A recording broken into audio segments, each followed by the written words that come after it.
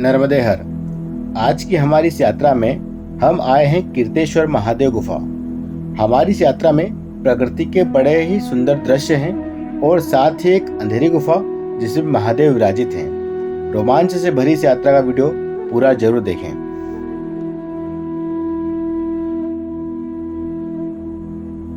यह स्थान बड़वा से लगभग 10 किलोमीटर दूर रामकुल्ला गांव के पास में है, जहां पर यह गुफा चोरल नदी के किनारे स्थित है।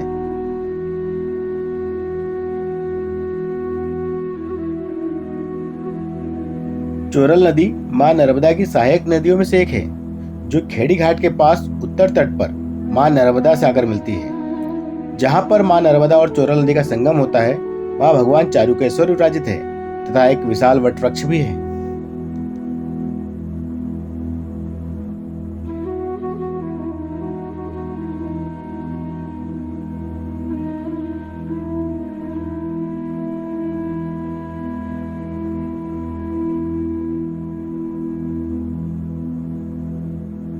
चोरल नदी के दोनों मुहाने बहुत ही सुंदर हैं, जो विंध्याचल पर्वत की गोद में है। यह क्षेत्र वन संपदा से ओतप्रोत है।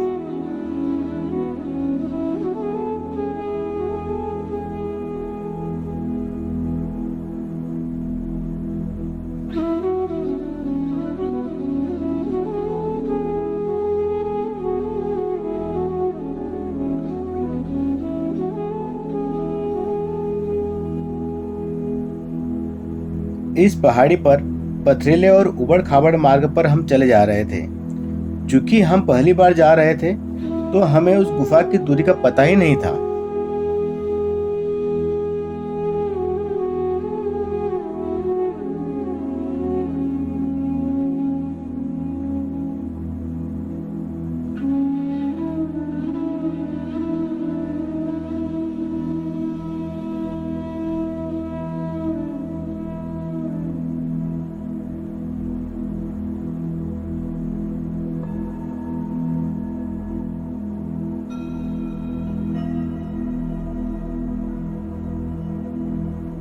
चारों ओर विभिन्न प्रकार के वृक्ष इस ग्रीष्म काल में भी अपने नैसर्गिक सौंदर्य से परिपूर्ण हैं।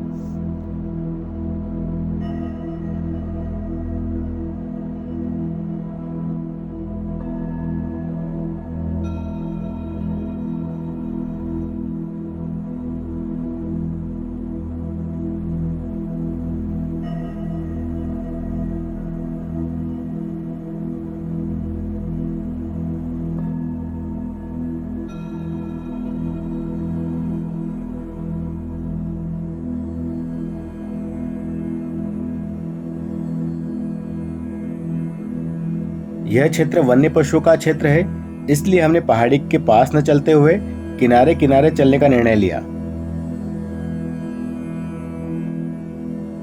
नदी किनारे किनारे जल, जंगल, जमीन का सौंदर्य अप्रतिम है।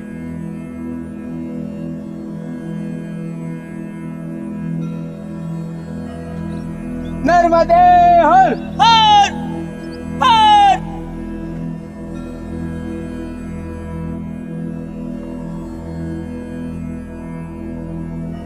कुछ देर तक तो हम किनारे किनारे चलते रहे, फिर तभी जंगल से बंदरों के भागने की आवाज आई। बंदर तेजी से आवाज करते हुए चारों दिशाओं में भाग रहे थे।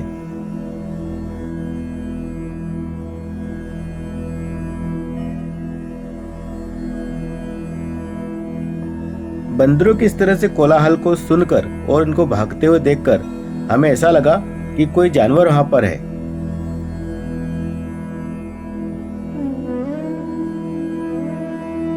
हम फिर यहीं रुक गए और थोड़ी देर तक यहीं बैठ के हमने देखा।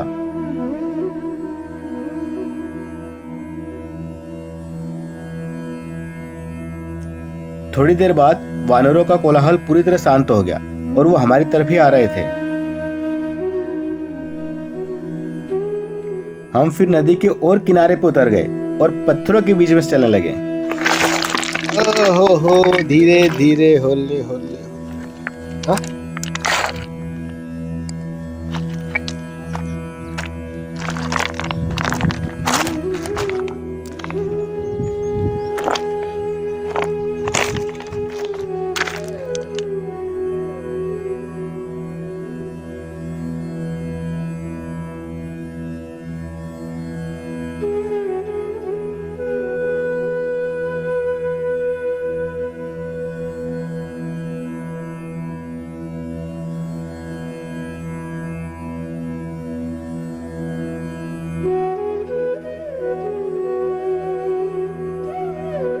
हम धीरे धीरे आगे की ओर बढ़ रहे थे और काले मुंह के वानर हमारा मार्ग प्रशस्त कर रहे थे। उनका इतना शांत बैठना यह बता रहा था यहाँ कोई खतरा नहीं है।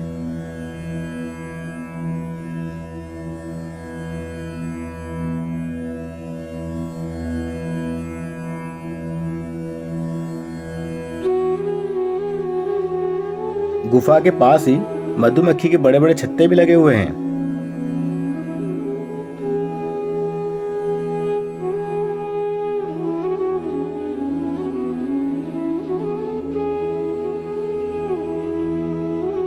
आखिरकार हमें अपनी मंजिल का रास्ता मिल गया और हमें गुफा दिखाई दी। यह गुफा किनारे से काफी ऊंचाई पर है, पर श्रद्धालुओं ने यहाँ पर सीढ़ियां बना रखी है।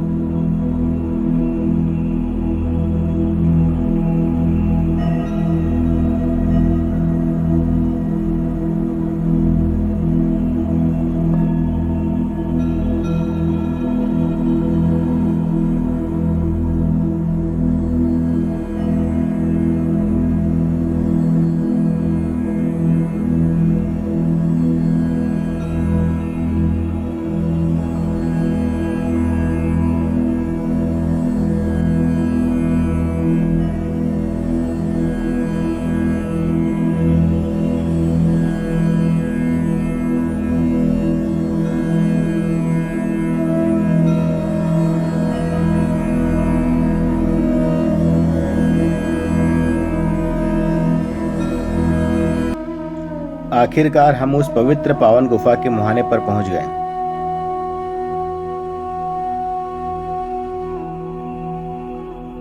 गुफा द्वार के शीर्ष वाली पहाड़ी से ऐसा प्रतीत होता है कि बारिश के दिनों में यहाँ पर झरना चलता होगा।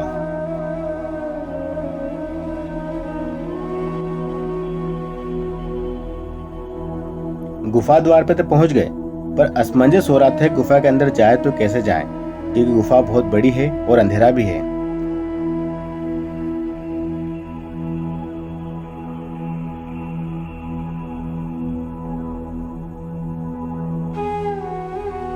हम हिम्मत करके थोड़ी दूर गए तो सही, पर रुक गए और बैठ के विचार करने लगे आगे जाएं या ना जाएं, क्योंकि गुफा आगे पूरी तरह अंधेरी थी।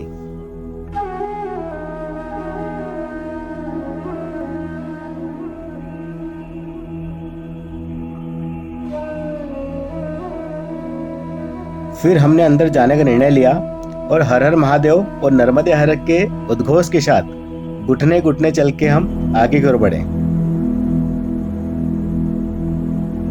गुफा की ऊंचाई कम है, इसलिए घुटने घुटने चलना होता है और मोबाइल टार्च के सहारे हम आगे बढ़ रहे थे, पर आगे गुफा कितनी लंबी थी हमें उसका कोई अंदाजा न था।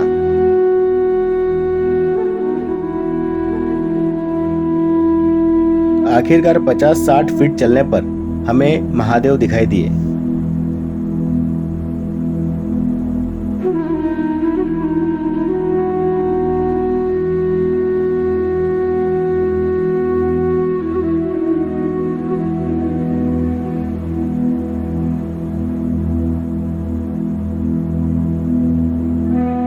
महादेव के दर्शन करने के बाद तुरंत हम वहां से लौटे, क्योंकि गर्मी बहुत थी। तभी मेरे पास से एक चमगादड़ उड़ के गई और बाहर गई और फिर वापस आ गई।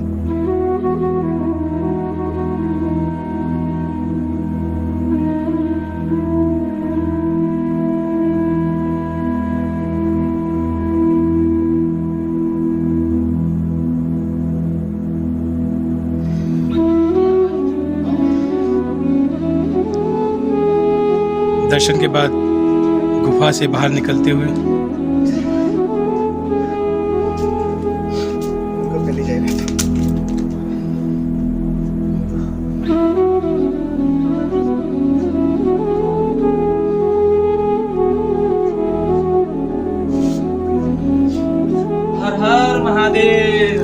तो आज हम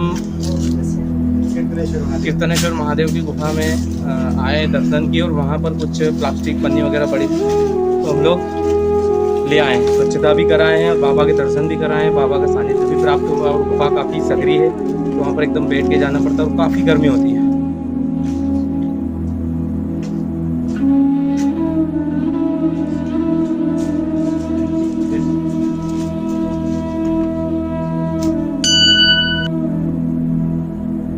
गुफा से बाहर आने पर एक अद्भुत ही आनंद आ रहा था। गर्मी से पसीने से हम तरबतर हो गए थे और गुफा से बाहर निकलते ही ठंडी हवा ने हमें प्रफुल्लित कर दिया था। हमारे मित्र रवि सोलंकी ने भी गुफा द्वार को भी पूरी तरह साफ किया। अब हमने वापसी के लिए दक्षिण तट का रास्ता चुना और यह रास्ता भी नैसर्गिक सौंदर्यता से परिपूर्ण है।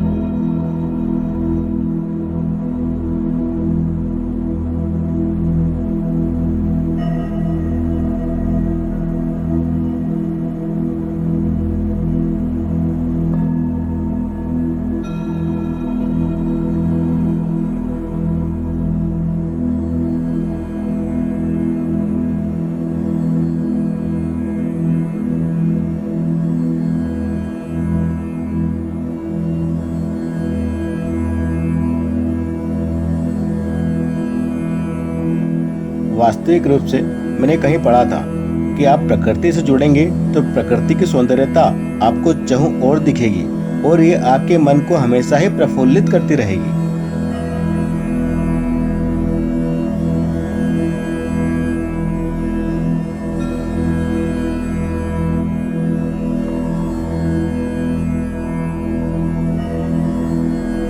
जब भी आपको समय मिले प्रकृति की इस अनमोल धरा का दर्शन जरूर करें।